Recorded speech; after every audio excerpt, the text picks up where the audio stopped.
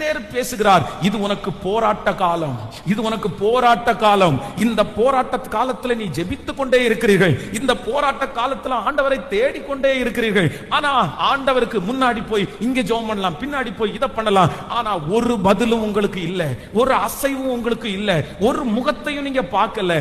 காரணம் என்னன்னா, போராட்டமான காலத்திலே ஆண்டவர் இருக்கிறாரா என்றால் கண்டிப்பாக இருக்கிறார். ஆனால் ஒளிந்திருக்கிறார். கர்த்தர் ஒளிந்திருக்கிறார். ஆண்டவர் ஒளிந்திருக்கிறதுனாலே பார்க்காதவராய் இல்லை. ஆண்டவர் ஒளிந்திருக்கிறதுனாலே உன்னை கைவிட்டதாக அர்த்தம் இல்லை.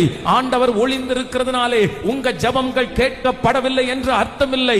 ஒளிந்திருக்கிற ஆண்டவர் யோபுனுடைய வாழ்க்கையிலே திடீரென்று ஒரு நாள் முன்பாக தோன்றி அவனுடைய முன்னிலைமையை காட்டிலும் பின்னிலைமையை ஆசீர்வதித்தது போல நான் நம்புகிறேன், உங்கள் போராட்ட காலம் முடிவிற்கு வரும். போராட்ட காலம் முடிவிற்கு வரும்.